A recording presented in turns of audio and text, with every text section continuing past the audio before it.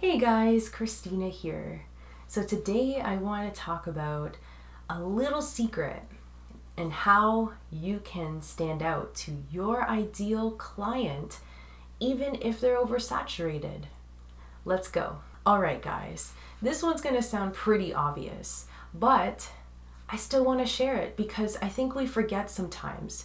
We get really caught up in trying to stand out via our services, but that is way overused.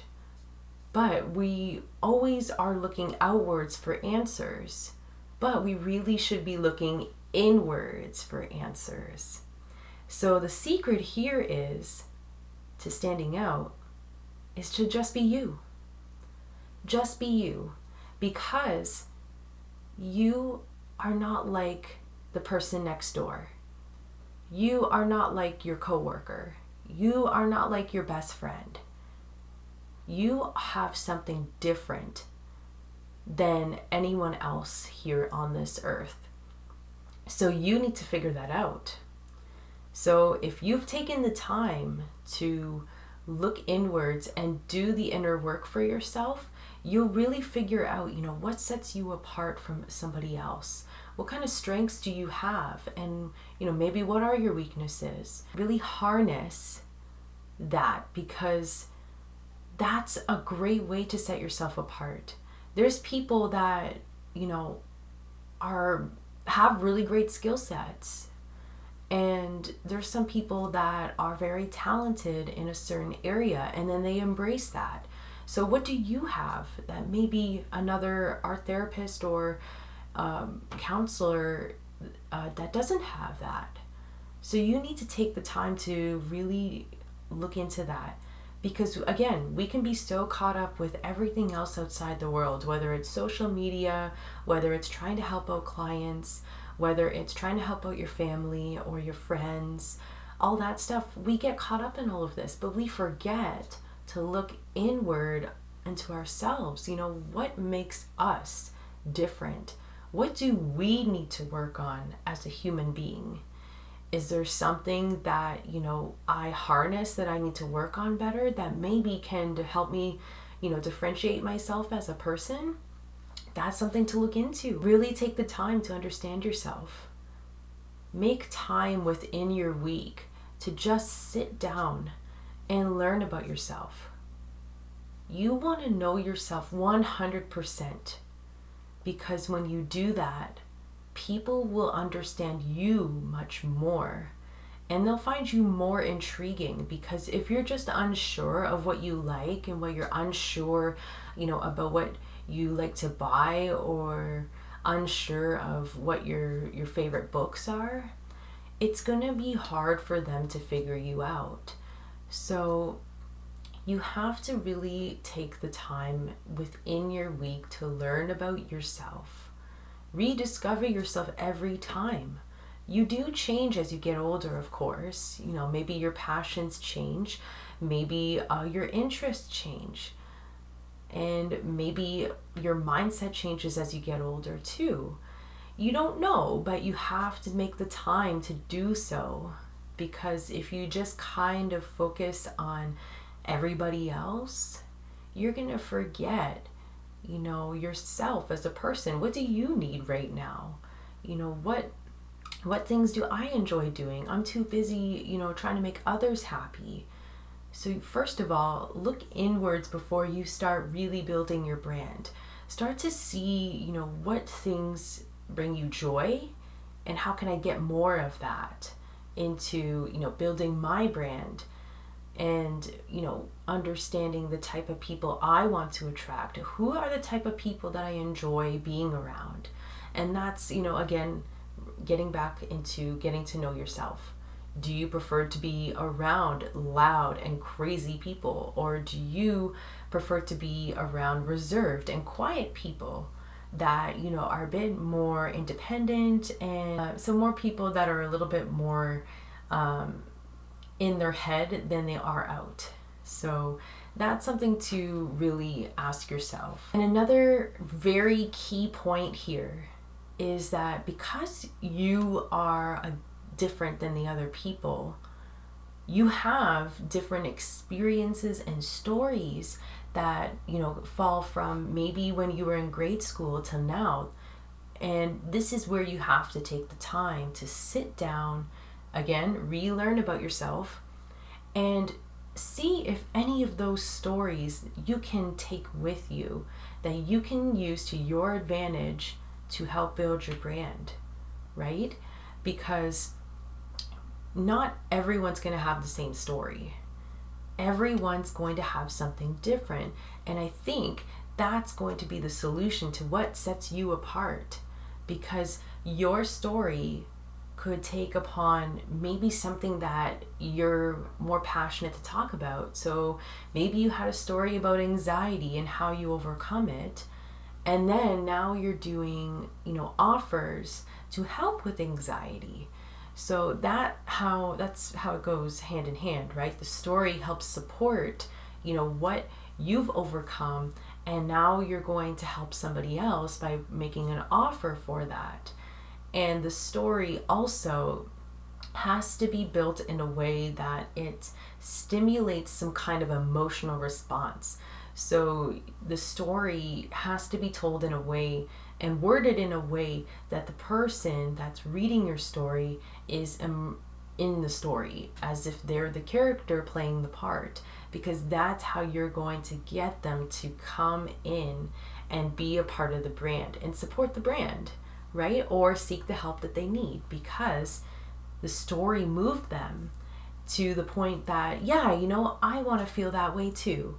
And that would really help build that brand and to build more offers around that. What I do as an individual, for me, is any really traumatic story or experience that I faced, I always journal it, because I want to remember that. I want to remember what I felt in that experience, because how can I take that and apply it to, my life via helping somebody else that maybe is in the same situation as me, and sharing my story might help them out and resonate with me and trust me, because, oh yeah, Christina, you actually been in that situation as well. How can, you help me with this, because I feel stuck. So in my opinion, having these stories, I know they're personal, but they don't have to be.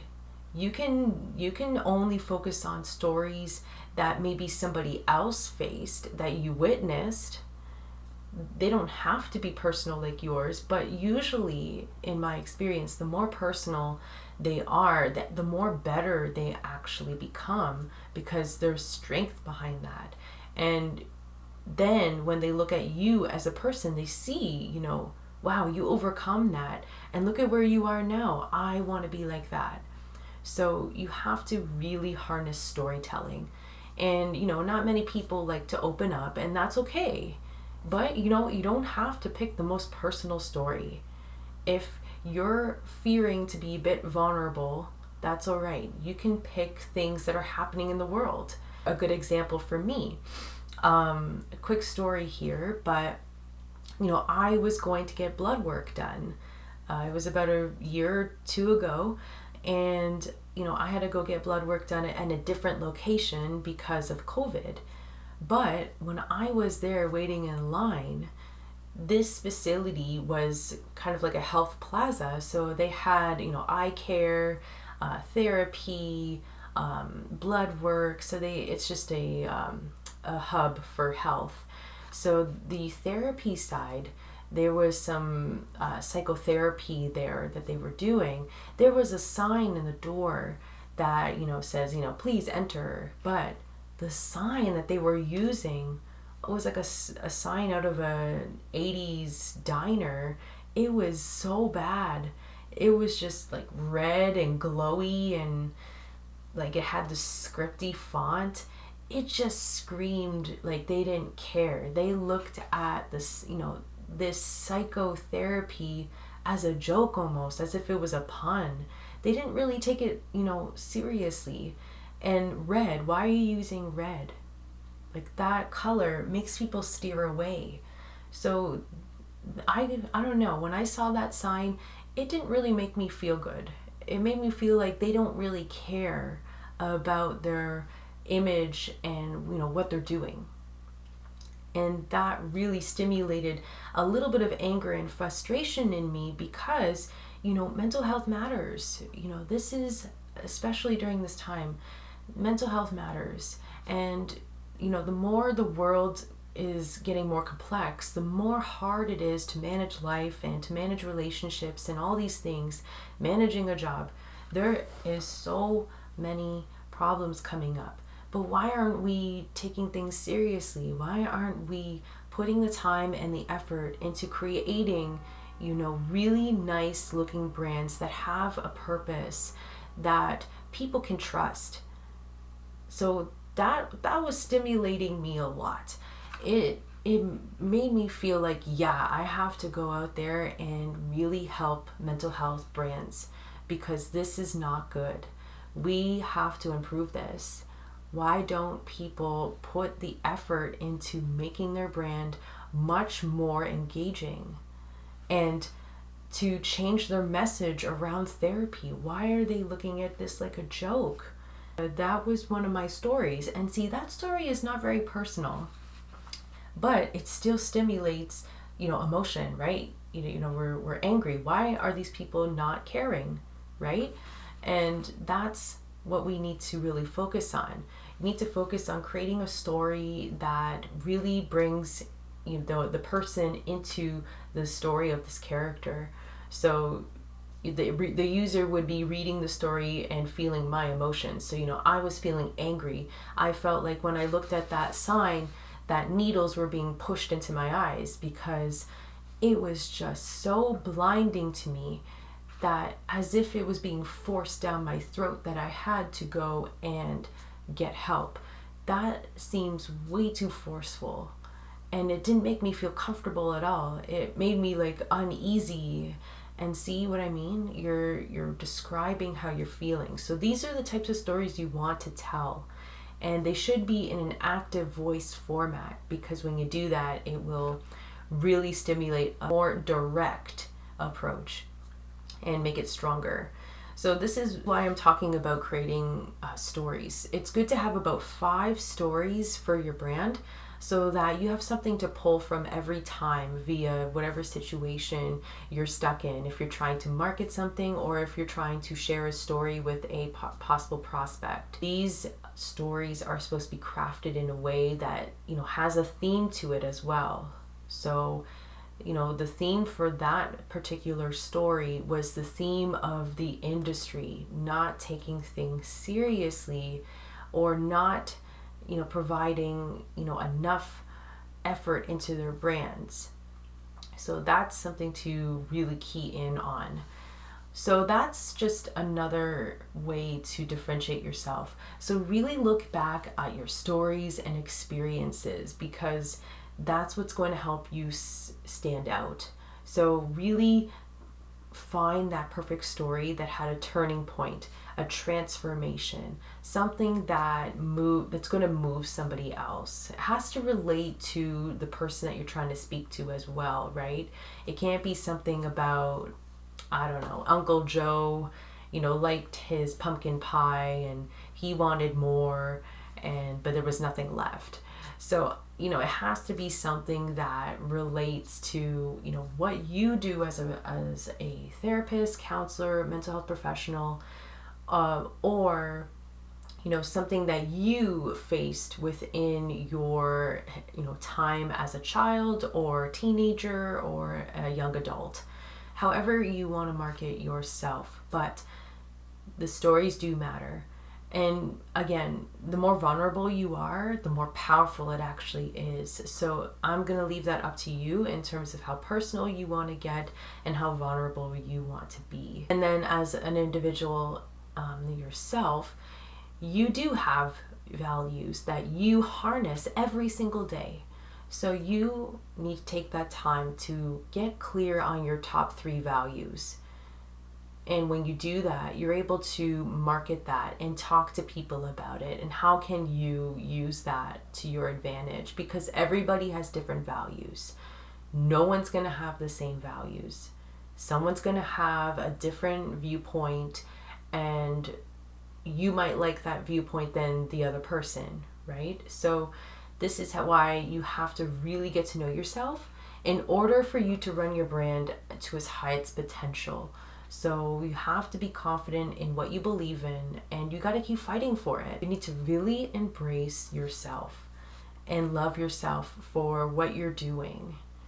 If you're not very confident in, who you are as a person, and not very happy with yourself, it's going to be very hard to run your business and brand. So really check in with yourself. How are you feeling? Check in about, what you like to do all the time, and really, again, learn about yourself. Keep relearning too about yourself. There's no end to learning about yourself because we are complex human beings. So we love everything because we want to fit in, we want to make friends. So we force ourselves to like things that they like, but you need to help yourself by filtering all that out, clearing the slate, and seeing what resonates with you the most. Really what it comes down to. I know for me as a person, because I used to be a people pleaser, I just did everything that everybody else liked. But did I like it? Not really. But I was trying to fit in like everybody else. But that's not the right approach, because then you're skewing your actual self. And then you start confusing yourself. So you have to really take the time to tune in with yourself every once in a while. If you can do once a week, great. But the more you get to know yourself, the better you are going to be at running your brand and business. So yeah, that's really all I have today. I know it was a lot to take in, but this is my point though. Just to sum everything up. You don't have to set yourself apart via your services, because the more you add to your services, the more harder it is to run your brand and to, be that number one brand, because you can't do everything. It's impossible to do that. But you can be really good at one thing, and then maybe you do something better via experience, or maybe better in terms of conversations. So that's why I'm saying here today that you need to take the time to get to know yourself. Know what you like. Know the type of topics you love to talk about, that you can go on and on about and not get bored of it. You also want to learn about the things that you like and the type of people you like to be around. Because when you do that, it will give you a better sense of who you are as a person, the type of people you like to attract, and how can you get more of them. And because of that, you're able to set yourself apart. So you know what stories to pick for your people. Oh yes, that anxiety story will help, this person overcome this, and they will be more enticed to work with me. So really craft those things together. And like I said, get to know yourself, but also look to your past of experiences and stories that might help someone else. And that could be a good selling point for you, and to create that emotional bond and emotional response. So that's just another summary. And other than that, that's pretty much it for today. So I hope that this was helpful. And if you have any questions in terms of how to dig deeper into knowing yourself, feel free to comment below, and maybe I can help out in any way. Maybe there's some prompts I can provide you to help dig a little deeper and see where the struggle is about getting to know yourself, or what kind of problems are you stuck on. So thank you so much again for tuning in today, and I hope that you stick around for more of my videos. Have a good day, guys. Keep smiling. Bye.